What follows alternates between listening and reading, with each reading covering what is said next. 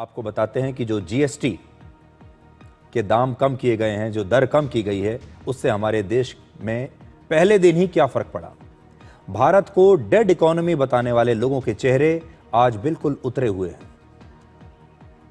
बाजारों में ऐसी रौनक आ गई है भारत में कि वो लोग जो भारत को डेड इकोनॉमी बता रहे थे, उनके चेहरे की रौनक समाप्त हो गई है।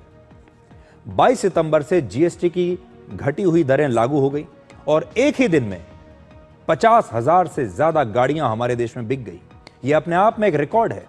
जीएसटी की दरें घटने के बाद कारों की बिक्री, उनकी बुकिंग और कारों के बारे में पूछताछ के नए रिकॉर्ड बन गए एक ही दिन में। जैसे ही जीएसटी के रेट कम हुए, बाजार में खरीदारी की रौनक बढ़ गई और डेड इकोनॉमी बताने वाले लोग दुखी हो गए।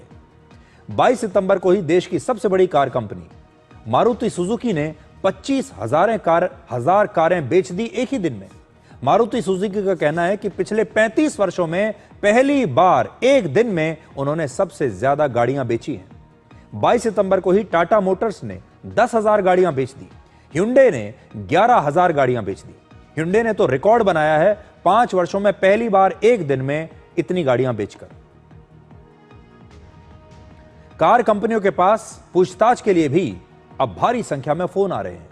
मारुति सुजुकी के अलग अलग शोरूम्स और डीलर्स के पास एक ही दिन में 80,000 लोगों ने फोन किए, पूछताछ की कि हम नई गाड़ी कब और कैसे खरीद सकते हैं। टाटा मोटर्स के पास 25,000 इंक्वायरीज आई एक दिन में। लोग फोन करके ये जानना चाहते हैं कि जीएसटी घटने का कितना फायदा हो रहा है, कितना डिस्काउंट मिल रहा है और किस कार पर कितनी छूट है। जीएसटी घटने की वजह से कुछ गाड़ियों की कीमत 2021 से भी अब कम हो गई है। कभी आपने ऐसा सोचा था कि जैसे हम अपने शरीर के बारे में कहते हैं कि रिवर्स एजिंग होने लगे, आपकी उम्र कम होने लगे, वैसा ही है कि महंगाई लोग कहते थे कि बढ़ रही है और आज आपको यही कार 2021 के दाम पर मिल रही है।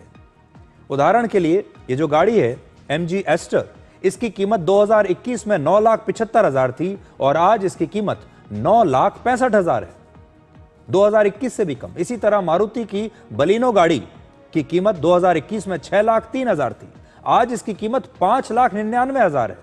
4 साल में आपकी आमदनी तो बढ़ी, लेकिन पहली बार गाड़ियों की कीमत कम हो गई।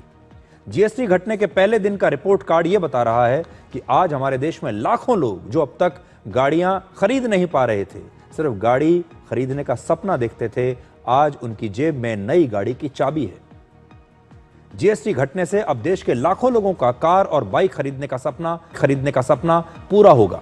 आज ऑटो सेक्टर में करीब 3 करोड़ लोग काम करते हैं और अगर ऑटो सेक्टर में मांग बढ़ती है तो उत्पादन भी बढ़ेगा और रोजगार के मौके भी आगे की वजह से बहुत खुश है। लेकिन जिनके पास सोना और चांदी है, उनके लिए भी आज एक बहुत बड़ी खुशखबरी है। हमारे देश में सोने ने फिर से एक नया रिकॉर्ड बना दिया है। आज 10 ग्राम 24 कैरेट सोने की कीमत 1,18,900 रुपए हो गई है। इस साल 1 जनवरी को सोने की कीमत 78,000 रुपए थी, यानी पिछले 8 महीनों में सोना 40,900 रुपए महंगा हो गया है। देखिए सोने की कीमत कहां से कहां चली गई। इसी तरह चांदी की कीमत भी नया रिकॉर्ड बना रही है। आज 1 किलो चांदी की कीमत 1,49,000 रुपए है और इस साल की शुरुआत में 1 किलो चांदी की कीमत 90,500 रुपए थी। पिछले 8 महीने में चांदी 58,000 रुपए महंगी हो गई है।